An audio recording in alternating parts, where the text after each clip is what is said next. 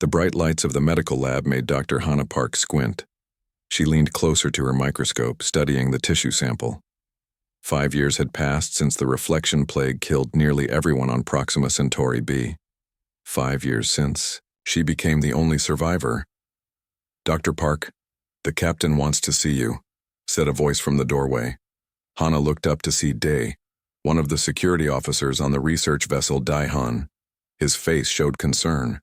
"Tell him I'll be there in 10 minutes, she said, returning to her work. After Day left, Hannah stood and walked to the small sink in the corner to wash her hands. As the water ran, she made the mistake she tried to avoid several times each day. She looked up at the mirror. Her own face stared back, tired eyes and skin that seemed too pale, but she was not alone in the reflection. Behind her stood a dark figure, its edges blurry, its face hidden in shadow. Hannah did not turn around. She knew no one was there in the real world. The figure existed only in reflections. "What do you want?" Hannah whispered. The figure did not answer. It never did, at least not with words. Sometimes it moved, raising a hand or tilting its head. Today, it simply stood, watching. Hannah turned away from the mirror and dried her hands. The doctor said the figure was just in her mind, a side effect of the trauma she had lived through and the treatment that saved her. Hannah wasn't so sure. The figure felt real, like it was trying to tell her something. She left the lab and walked through the long hallways of the Daihan, nodding to crew members as she passed. Everyone knew her story. Everyone watched her with a mix of respect and fear. The woman who survived when no one else did. Captain Tae Lee was waiting in the command center, looking at a large screen that showed a map of space. He was a tall man, with serious eyes that had seen too much in the war with the Ravi aliens 10 years ago. "Dr. Park," he said, nodding as she entered. "How are you feeling today?" "The same as yesterday, Captain," Hannah said. She was tired of that question. "What did you need?" Captain Tae pointed to the screen. "We received a distress signal from Europa. The research station there has gone quiet." "Europa?" Hannah frowned. "That's nowhere near our patrol zone."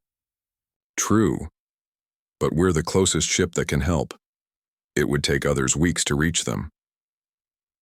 Hannah studied the screen. Europa was one of Jupiter's moons, a world of ice with an ocean hidden beneath. Scientists had gone there looking for simple life, forms in the water under the ice. "What kind of distress signal?" she asked. "Just a basic emergency beacon, no details." Captain Tae turned to face her directly. "Normally, I wouldn't ask this of you, but as Chief Medical Officer, you would be needed if there are injuries." Hannah felt a strange chill move through her body. Something about this signal, about Europa, pulled at her. She glanced at the shiny surface of a nearby screen and saw the shadow figure standing closer to her reflection than usual. "How long would it take us to reach Europa?" she asked. 3 days at full speed." Hannah nodded slowly.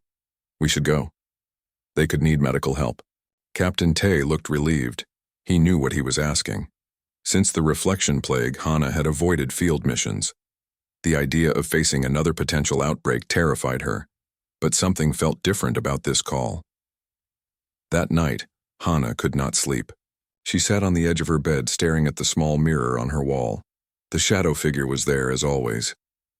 "Is it you?" she whispered. "Are you calling from Europa?" The figure moved for the first time that day. It raised a hand and pressed it against the inside of the mirror as if trying to reach through to her. Then Hannah heard something she had never heard before. A voice, soft and distant, like wind through leaves. "Find us," it seemed to say. Hannah jumped back, her heart racing. She had never heard the figure speak before. Was her mind finally breaking after all these years? She spent the rest of the night in her lab, running tests on herself. Her blood work was normal. Brain scans showed nothing unusual, yet the voice still echoed in her mind. The next day, Hannah found Jin in the ship's garden. Jin Kim had been her colleague and then her husband. He had created the treatment that saved her life during the plague. Their marriage had not survived the aftermath, but they remained close. Jin understood her better than anyone else on the ship. "I heard the figure speak last night," Hana said without greeting. It's never done that before. Jin looked up from the plants he was tending. Concern showed on his face. What did it say? Find us, that's all. Just find us. Hana sat down beside him. And it happened right after Captain Tay told me about the Europa distress signal. Jin frowned. That's a strange coincidence. I don't think it's a coincidence, Hana said. I think whatever this figure is, it's connected to what's happening on Europa. Hana. Jin's voice was gentle but worried. The doctor said the figure is just... I know what they said, Hana interrupted. But what if they're wrong? What if the treatment didn't just cure me? What if it changed me somehow, connected me to something else? Jin was quiet for a moment. What does your science say, Dr. Park? What evidence do you have? Hana smiled slightly. This was why she had loved Jin. He always brought her back to the facts, to her training. No evidence, she admitted. Just a feeling. A strong one. Then, gather evidence, Jin said. When we reach Europa, be careful, but look for connections between what's happening there and what happened to you. If there's a link, find it. As the Daehan moved closer to Europa, the voice in the mirror grew stronger. Each night, Hana would sit and listen to it whisper. Sometimes she could make out words. Hurry. Danger. Below. On the third day, Captain Tay called all senior officers to the bridge. On the main screen was an image of Europa, a ball of ice with cracks across its surface. We'll arrive in 6 hours, he said. Communications with the research station are still down. We need to prepare for anything. As Hana stared at the image of Europa, she felt the presence behind her. Without turning, she knew the shadow figure was there, no longer confined to reflections, standing at her shoulder. What will we find down there? She whispered, too quietly for others to hear. The voice answered in her mind, clear for the first time. The truth about what you are now, Hana Park. The truth about what we both are. The small shuttle shook as it entered Europa's thin atmosphere. Hana gripped her seat, watching ice crystals form on the windows. Beside her sat Day, the security officer, checking his weapon one more time. Across from them was Sue, the ship's engineer, surrounded by equipment bags. Landing in 2 minutes, said the pilot's voice over the speaker. Hana closed her eyes. Since they had arrived at Europa, the shadow figure had not appeared in any reflections. Instead, Hana felt a constant pull, like someone was tugging gently, on her mind, leading her toward the surface. The shuttle landed with a soft thud. Through the windows, Hana could see the research station, a series of connected domes half buried in ice, with tall antenna towers reaching up from the center dome. No, movement outside, Day said, peering through the glass.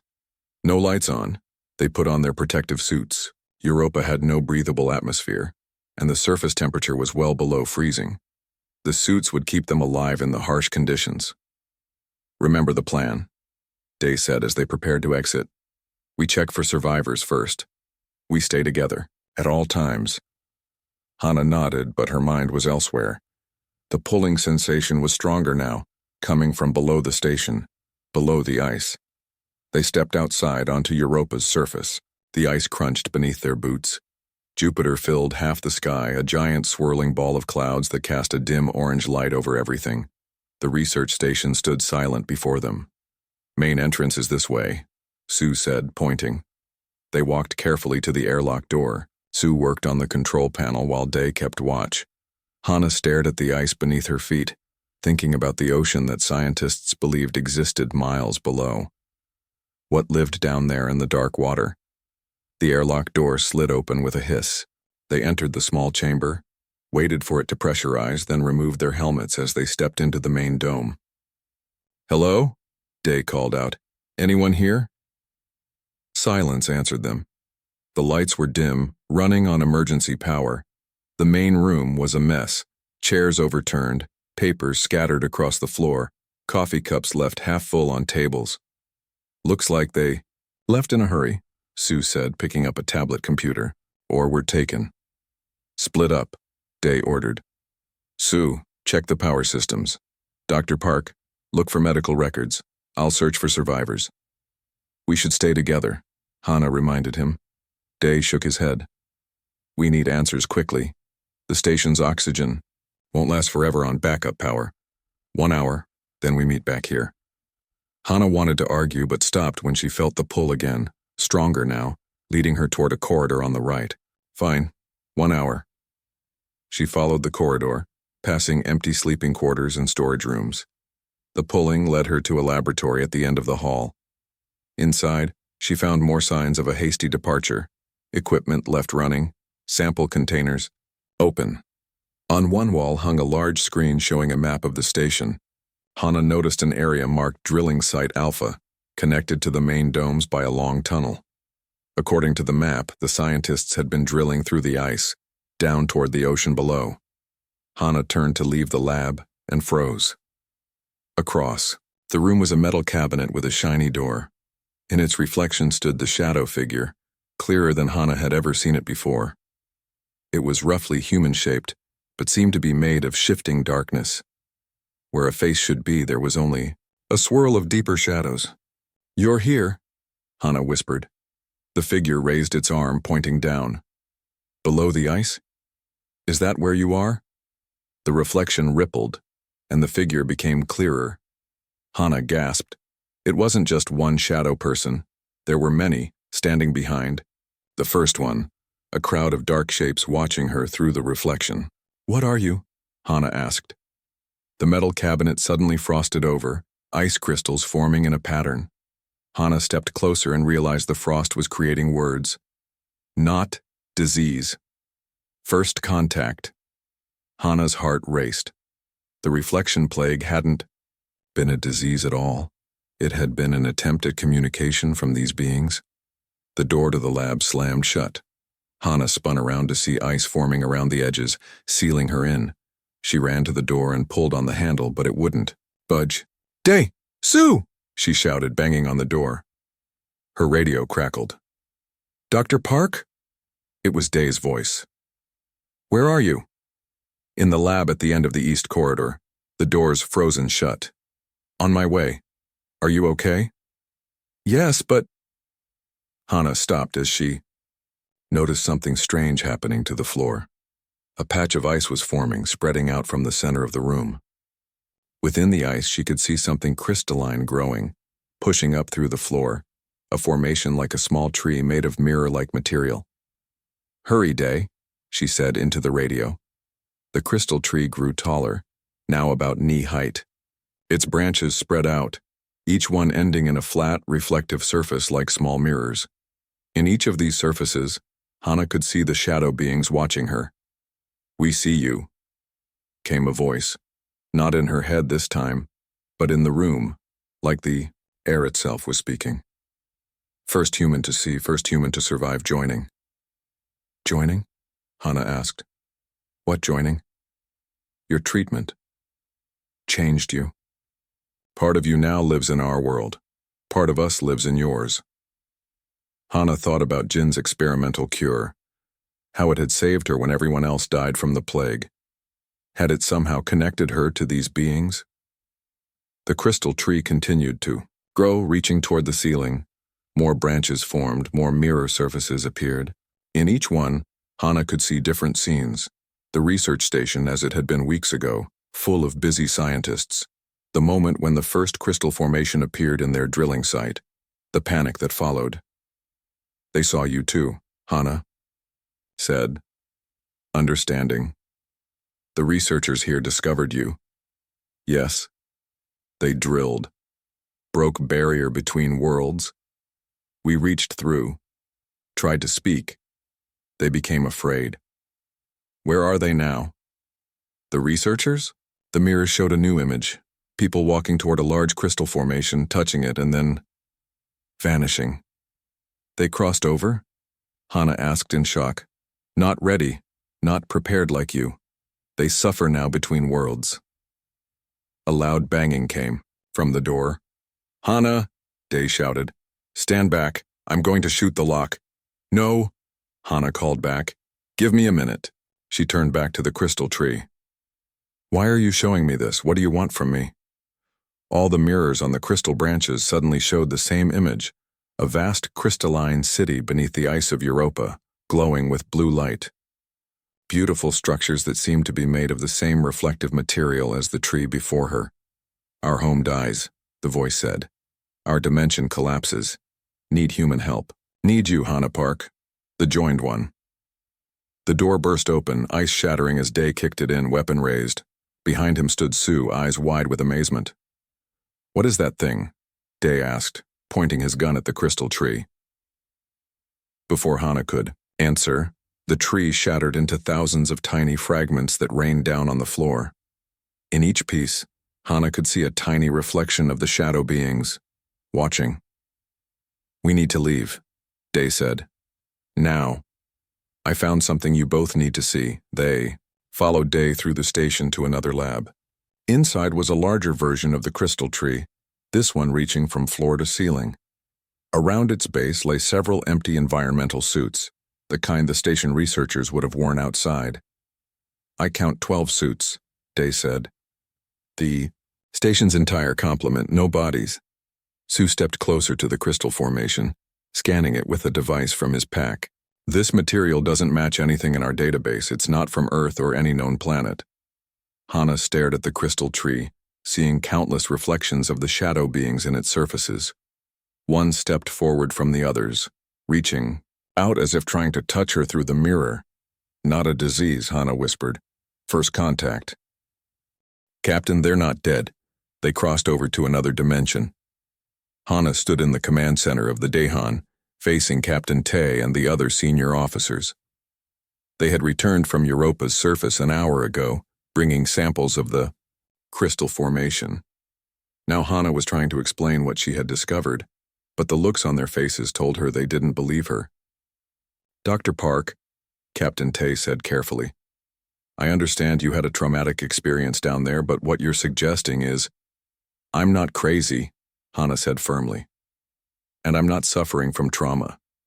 These beings are real. They exist in a dimension that overlaps with ours, and they can only communicate through reflective surfaces. Jin stepped forward. Captain, I've examined the crystal samples we brought back. They have properties unlike any material we've encountered before. Their molecular structure seems to shift when observed from different angles. Thank you, Dr. Kim, Captain Tay said. But unusual material properties don't prove the existence of shadow people from another dimension. Hana took a deep breath. The reflection plague that hit Proxima Centauri b wasn't a disease. It was these beings attempting first contact with humans. Something went wrong and people died. My survival wasn't just luck. The treatment Jin created somehow connected me to their dimension. That's why I see them in reflections. That's why I can hear them. The room was silent. Hana could feel their doubt, their concern for her mental state. Captain, said Sue, the engineer who had been on the away team, I don't know about shadow beings, but something strange happened in that station. 12 people vanished without a trace, and those crystal formations were growing, not built. I saw one form right in front of me. Captain Tay rubbed his temple. Even if what you're saying is true, Dr. Park, what do these beings want from us? Help, Hana said simply. Their dimension is collapsing. They need us to survive. And the research team? Where are they now? Hana hesitated. In the shadow dimension. But the crossing was unstable. They weren't prepared like I was. The beings say they're suffering, caught between worlds. Captain Tay stood up. I need to report this to Earth Command. Until then, the crystal samples are to be kept in sealed containment. No one approaches them without my permission. He looked at Hana. Get some rest, Doctor. We'll discuss this further tomorrow. Later that night, Hana sat alone in her quarters, staring at her reflection in a small hand mirror. The shadow figure, she now thought of it as Ara, stood clearly behind her. They don't believe me, Hana said. Humans fear what they do not understand, Ara's voice replied in her mind. But time grows short. Our world breaks apart. I need proof, something I can show them. The mirror's surface rippled like water. Come to the lab. Touch the crystal we left. We will show you. Hana put down the mirror and left her quarters. The ship was quiet during night shift, with only a skeleton crew maintaining essential systems. She made her way to the science lab, where the crystal samples were kept in a sealed container. Using her medical override code, Hana entered the lab. The largest crystal piece sat in a clear box on the center table. It was about the size of her hand, with multiple reflective facets. She opened the container and hesitated. "What will happen if I touch it?" she asked aloud. Her reflection in the crystal shifted, showing Ara more clearly than ever. "You are already part of both worlds. You will see, not cross. Trust us." Hana took a deep breath and placed her palm against the cold crystal surface. Immediately, the lab around her seemed to fade. Colors shifted, sound dampened. She wasn't in the lab anymore, yet she wasn't fully gone from it either. She stood in a vast space filled with crystalline structures that rose like buildings, glowing with blue-green light. Around her moved the shadow beings, hundreds of them. No longer just shadows, but luminous creatures with bodies that seemed to be made of light and dark swirled together. Ara stood before her, taller than a human, with long limbs that ended in delicate points. Where a face would be on a human was a swirling pattern of light. "Welcome, Hana Park. This is our home." Hana turned slowly, taking in the beautiful crystal city. "This is beneath Europa's ice?" "Yes and no. We exist in the same space as your reality, but in a different phase. The ice ocean of Europa is where our dimensions touch most closely." Ara guided Hana through the city. They passed areas where the crystal structures were crumbling, their light fading. "Our dimension has been stable for millennia," Ara explained. "But recently cracks have formed. Energy bleeds out. Our world dies." "What caused it?" Ara's light patterns shifted. "We do not know. Perhaps natural decay, perhaps something else. But we discovered your species when your scientists drilled into Europa's ice. We saw potential in humans, your adaptability, your technology. We attempted contact on Proxima Centauri b. But people died," Hana said. "We did not understand human biology. Our attempt to connect through reflective surfaces overwhelmed your neural systems. You call it the reflection plague. All died except you, treated with Dr. Kim's experimental cure." They reached a large open space where many reflectives, as Hana now thought of them, worked around a massive crystal structure shaped like a tree. "This is our last hope, a stabilizer that could strengthen the boundary between dimensions. But it requires a biological pattern to complete, a template of genetic code that can exist in both realities." "My code," Hana realized, "because of Jin's treatment." "Yes, you are the bridge, Hana Park." Suddenly, Hana noticed human figures moving among the reflectives. They seemed confused, their forms transparent and flickering. "The research team," she whispered. "They crossed over but without preparation.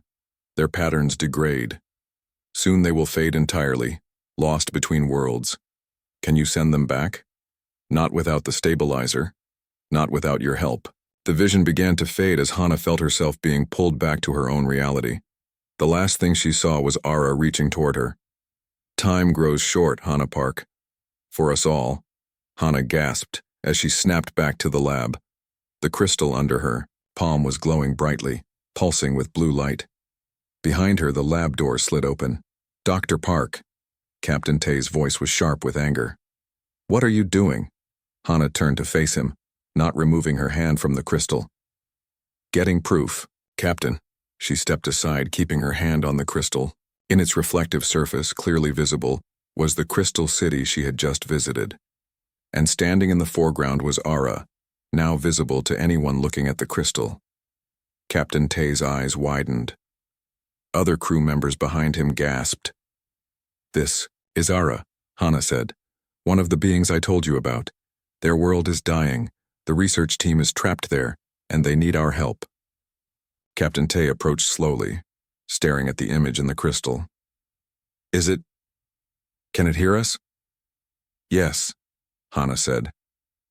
They hear everything near a reflective surface. That's how they found us in the first place. Captain Tay straightened his uniform and addressed the crystal. I am Captain Tay Lee of the Earth vessel Dihan. What exactly do you want from us? The crystal pulsed and words formed across its surface. To live. To help those caught between. To show you what hides in darkness. What hides in darkness? Captain Tay asked. The crystal's light dimmed before Hana could see the answer. She felt a wave of exhaustion hit her, and she stumbled back from the crystal. Jin caught her before she fell. Hana needs rest, he told the captain. This connection drains her. As Jin helped her from the lab, Hana heard Captain Tay giving orders to establish a permanent watch on the crystal and to prepare a message for Earth Command. Did they believe? Hana asked Jin weakly as he helped her toward her quarters. They saw something, Jin said. It's a start. In her mind, Hana could still hear Ara's voice, growing fainter as her connection weakened. Beware the void, Hana Park. Something watches from darkness between stars. Something that fears both humans and reflectives together. 3 days had passed since Captain Tay saw Ara in the crystal. The Dihan now orbited Europa while Earth Command decided what to do. Hana worked with Jin and Sue in the main lab, studying the crystal samples and trying to understand how they connected to the reflective's dimension. If we modify my treatment, Hana said, looking at formulas on a screen, we might be able to create a stable way to communicate with them without the side effects. Jin nodded, typing calculations into his tablet. The original treatment used quantum particles to repair damaged neural pathways. If the reflectives exist in a dimension that overlaps with ours, maybe those particles formed a bridge. Like tuning a radio to pick up different frequencies, Sue added, examining a crystal under a microscope. These crystals seem to grow along quantum fault lines. The lab door slid open and Captain Tay entered with a serious expression. I just received new orders from Earth Command. Admiral Kang is leading a battle group to Europa. Their mission is to contain what they're calling the Europa infestation. Hana stood up straight. Infestation? These are intelligent beings asking for help. I know, Captain Tay said, but Admiral Kang sees them as a potential invasion force. The loss of the research team is being treated as an act of aggression. That's ridiculous, Hana said. They didn't understand what would happen when humans touched the crystals. They're trying to help the team now. Captain Tay sighed. Admiral Kang has authorization to use orbital strikes to destroy the research station and any crystal formations on Europa. His battle group will arrive in 48 hours. The room fell silent. Hana looked at the crystal samples, thinking about the beautiful city she had seen and the beings who lived there. Captain, she said finally, give me those 48 hours. Let me prove the reflectives aren't a threat. Captain Tay studied her face. What do you have in mind? Jin, I can create a modified version of the treatment that allowed me to survive the reflection plague. Something that would allow controlled communication without full dimensional crossing. And if it works, then anyone who takes it could see and speak with the reflectives safely. We could establish real communication, maybe even find a way to help both the trapped research team and the reflectives. Captain Tay thought for a moment. You have until Admiral Kang arrives. But be careful, Dr. Park. If something goes wrong, I won't be able to protect you. After the captain left, Jin turned to Hana. Are you sure about this? The original treatment nearly killed you. A modified version could be just as dangerous. I'm sure, Hana said. If we don't do something, Admiral Kang will destroy an entire civilization. They worked through the night, combining Jin's medical knowledge with what Hana had learned from the reflectives. By morning, they had created a serum that, in theory, would allow temporary connection to the reflectives' dimension without permanent changes. It needs to be tested, Jin said, looking at the blue liquid in a small vial. I'll do it, Hana said. Jin shook his head. No, you're already connected to them. We need to see if it works on someone with no prior exposure. Then I'll do it. Sue volunteered, surprising them both. I've seen enough to believe Dr. Park, and someone needs to test it. Hana wanted to argue but knew they were right. They needed to know if the treatment worked on others. They set up monitoring equipment in the medical bay. Sue lay on a bed while Jin prepared the injection. "You might feel disoriented," Hana told Sue. "If anything feels wrong, tell us immediately and we'll administer the counteragent." Sue nodded, looking nervous but determined. Jin gave him the injection and they waited. For several minutes, nothing happened. Then Sue gasped, his eyes widening as he looked around the room. "I can see them," he whispered. "Shadows standing around us. One is right next to you, Dr. Park." Hana turned to where Sue was pointing. She couldn't see Ara without a reflective surface, but she felt a familiar presence. "Can you hear them?" she asked. Sue shook his head. "No, I just see shapes. Wait." He pointed to the reflective surface of a medical monitor. "There, I can see one clearly in the reflection. It's trying to communicate." Hana looked at the monitor and saw Ara, more distinct than ever. "This is Sue," she said. "He took a modified version of the treatment that connected me to you." Words appeared on the monitor screen. "Partial connection. Need stronger link." "We're working on it," Hana assured Ara. "But we have a problem. Earth is sending ships to destroy the crystal formations on Europa. They think you're attacking us. Not attacking, dying. Need help." The words flashed urgently. "Others coming. Dark ones." "Dark ones?" Jin asked. "What does that mean?" Before Ara could answer, alarms blared throughout the ship. Captain Tay's voice came over the speakers. "All senior officers to the bridge immediately." When they arrived at the bridge, the main screen showed Europa's surface. New crystal formations were growing rapidly, spreading across the ice like shining trees. "They started appearing an hour ago," Captain Tay said. "They're growing faster than before." Another officer spoke up. "Sir, we're detecting unusual energy readings from the dark side of Jupiter. Something's moving toward us." "Is it Admiral Kang's battle group?" the captain asked. "No, sir. Its energy signature doesn't match any Earth vessel." Hana felt a chill. "Captain, I need to speak with Ara again. Now." Back in the lab, Hana placed her hand on the largest crystal sample. Immediately, she felt the partial crossing to the reflective's dimension. Ara stood before her, its light patterns swirling frantically. "They come. The void. They feed on dimensional energy, on light and thought. They have followed us across the stars, consuming worlds." "The dark ones you mentioned?" Hana asked. "Are they what's causing your dimension to collapse?" "Yes. They break the walls between worlds, let energy leak out, then feed on it. They have found us here, and now they have found you too. How do we stop them? Alone, we cannot. Alone, you cannot. Together, perhaps." Ara showed Hana a vision of the stabilizer the reflectives were building, a massive crystal structure beneath Europa's ice. This was to save our world. Now it must be a weapon against the void. "But you need my genetic pattern to complete it," Hana said, remembering their earlier conversation. "Yes, and now we need more. Human technology, human energy sources, a joining of both our sciences." Hana returned to her body in the lab, gasping. Jin steadied her as she swayed. "There's another species involved," she told everyone. "Something Ara calls the void. They feed on dimensional energy and they're destroying the reflective's world. Now they're coming here." Captain Tay frowned. "Are you saying we're facing an invasion of a third alien species?" "Yes." "And from what?" Ara showed me. "They're far more dangerous than the reflectives." As if to confirm her words, the ship suddenly shuddered. Emergency lights flashed on. "Captain to bridge," came an urgent voice over the comm system. "We're detecting multiple objects approaching from Jupiter's shadow. They don't match any known configuration." On a nearby screen, they saw dark shapes moving toward Europa. Objects that seemed to absorb light rather than reflect it. "The void," Hana whispered. "They're here." Captain Tay made a quick decision. "Dr. Park, what do the reflectives suggest we do?"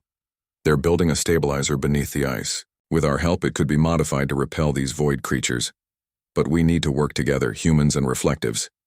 Captain Tay nodded. Then that's what we'll do. Dr. Kim, continue working on the treatment. We need more people to be able to communicate with the reflectives. Sue, prepare a team to go back to the surface. We need to establish a base near these new crystal formations. He turned to Hana. Dr. Park, you're our link to these beings. Tell them we're ready to help, but we need to move quickly. Hana placed her hand on the crystal again, feeling the now familiar shift as she partially crossed over. She found Ara, waiting. My captain agrees to help, she said. Tell me what we need to do. Ara's light patterns brightened. First, we must save those caught between. Then together we face the darkness. The shuttle descended through Europa's thin atmosphere for the second time. Now, instead of just 3 people, it carried a full team. Hana, Jin, Day, Sue, and 6 other crew members, all of whom had taken the modified treatment. Through the windows, they could see the ice surface of Europa glittering with hundreds of crystal formations that had not been there days before. Landing zone ahead, said the pilot, near the largest formation. As they touched down, Hana felt a wave of energy wash over her. The connection to the reflectives was stronger here now, like a constant hum in her mind. When she looked out at the crystal forest that had spread across the ice, she could see shadow figures moving among the formations, the reflectives, visible even without mirrors. Everyone stay alert, Captain Tay said over their comm systems. He had remained on the Daehan to coordinate with Earth Command and monitor the approaching void ships. Admiral Kang's battle group will arrive in 12 hours. We need to have something to show him by then. They exited the shuttle, all wearing environmental suits to protect against Europa's harsh conditions. The crystals towered above them, some as tall as buildings glowing with blue-green light. In their reflective surfaces, the team could see the reflectives watching them. This way, Hana said, feeling a pull toward the research station. Ara says the entrance to their dimension is inside. They entered the abandoned station and made their way to the lab where they had found the first large crystal formation. It had grown enormously, now filling the entire room and breaking through the ceiling. At its base was an opening, a smooth tunnel that led downward, its walls made of the same reflective crystal material. The tunnel goes through the ice to their city, Hana explained. Ara says this is how we can help the trapped researchers. Is it safe? Jin asked. For us, yes. Those who have taken the treatment can pass between dimensions now. Day checked. His weapon. And the void? How close are they? Hana looked at a nearby reflective surface where Ara waited. They orbit above now, watching. Soon they will land. They formed a plan. Day would lead half the team to set up defensive positions around the crystal forest, using equipment from the research station and the shuttle. Meanwhile, Hana, Jin, and Sue would enter the crystal tunnel to find the trapped researchers and help the reflectives complete their stabilizer. Be careful down there, Day told them before they parted. You too, Hana replied. If the void lands before we return, don't engage them directly. Ara says they absorb energy. Even weapon fire makes them stronger. Hana led Jin and Sue into the crystal tunnel.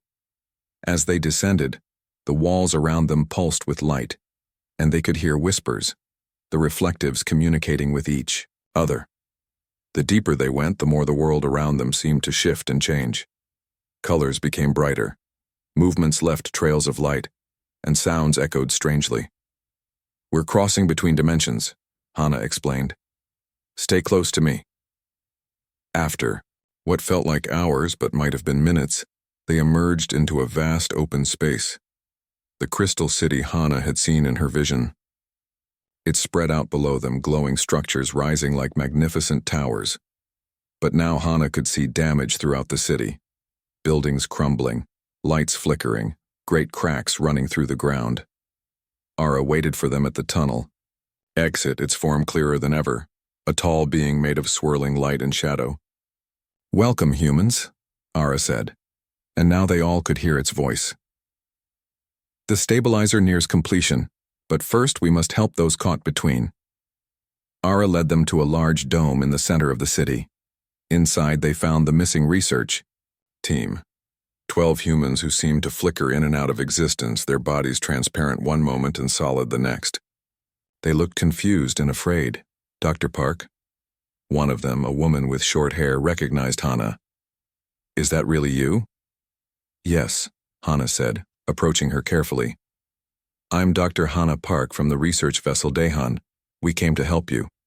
"I'm Dr. Yuna, lead researcher here. We've been trapped. I don't know how long. Time works differently here." Jin began examining the researchers with a medical scanner. "Their molecular structure is unstable. They exist partly in our dimension and partly in the reflectives. That's why they're flickering." "Can you help them?" Hana asked Ara. "The stabilizer can fix their pattern, but it must be completed first." Ara took them to another structure nearby, a massive crystal formation shaped like a tree, much larger than any they had seen on the surface. It was similar to the one in Hana's vision, but now had mechanical components attached to it. Devices the reflectives had built. "This will stabilize the boundary between our dimensions," Ara explained. "Stop the energy leak. Push back the void. But we need your help to complete." Itsu examined the devices. "These generate quantum fields, but they need more power than the reflectives can produce." "We can link it to the shuttle's power systems," Jin suggested. "And we need this," Ara said, turning to Hana. "Your pattern, the bridge between worlds." Hana stepped forward. "What do I need to do?" "Place your hands on the central crystal. Your unique biology will complete the circuit." Before Hana could respond, a loud rumble shook the city. Bits of crystal fell from the ceiling. "What was that?" Jin asked. Ara's light pattern swirled anxiously. "The void. They have landed on Europa." Their comm systems crackled to life. "Hana!" It was Day's voice. "Dark objects are landing all over the surface. They're absorbing the crystal formations. We can't stop them with our weapons." "How much time do we have?" Hana asked Ara. "Minutes. The void moves quickly once they find a feeding ground." Hana made a decision. "Jin, Su, help the researchers get back to the tunnel. Get them to the surface." "What about you?" Jin asked. "I'll stay and complete the stabilizer with Ara." Jin started to argue, but another rumble, louder this time, shook the city. Cracks spread across the walls. "Go," Hana urged. "There's no time." As Jin and Su led the researchers away, Hana turned to Ara. "Tell me what to do." Ara guided her to the central crystal of the stabilizer. It was larger than Hana, a perfect reflective surface that showed not just her, but countless versions of her from different angles. "Place your hands on the crystal and think of both worlds, yours and ours. Your mind now bridges them. Your pattern will complete what we began." Hana placed her palms against the cool crystal surface. Immediately, energy surged through her body. She gasped as memories flashed before her eyes. The reflection plague, Jin's treatment, her first sight of Ara in a mirror, Europa's icy surface, the crystal city. The stabilizer began to glow brighter, the mechanical components humming with power. From the crystal, light spread outward in waves flowing through the city and up toward the surface. On her comm, Hana could hear the battle above. Dai was shouting orders. Captain Tai was reporting void ships landing all across Europa. "It's working," Ara said, its voice stronger now. "The boundary strengthens, but the void still feeds." Another violent shake rocked the city. Part of the ceiling collapsed nearby. "We need more power," Hana said, struggling to maintain her connection to the crystal. "There is a way," Ara said, moving closer. "A true joining. Not just your pattern, but your consciousness linked with mine. Together we can channel enough energy to drive back the void." "Will I still be me afterward?" Hana asked. "You will be more than you are now, as will I. A bridge between species." Another explosion sounded above, closer this time. Hana made her choice. "Do it." Ara's form merged with hers, light and shadow flowing into her body through her hands on the crystal.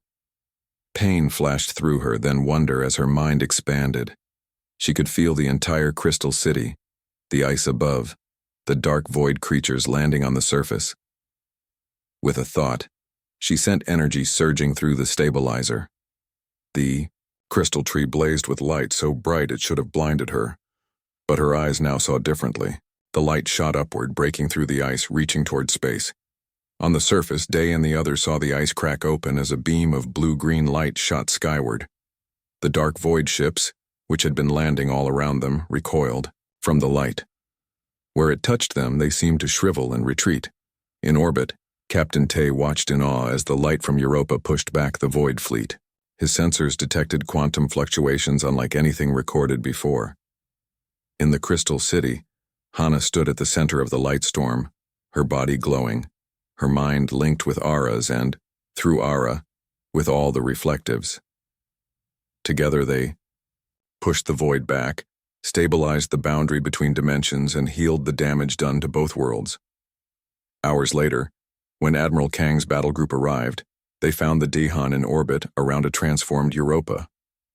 The ice surface now glittered with crystal formations that formed patterns visible from space. A message in light that read, in every human language, "Friends." And when Hana finally emerged from the Crystal City, Jin and Captain Tay were waiting. They stepped back in surprise as they saw her. She looked the same, yet different. Her eyes now swirled with light like the reflectives, and when she smiled, reflections of that smile appeared in the air around her. "Hana?" Jin asked uncertainly. "Yes," she said. "And Ara, too. We are the bridge, now. The first of many." She turned to look at Europa's surface, where humans and reflectives were already beginning to work together, building a joint colony around the crystal forest. And when she caught her reflection in a nearby pie,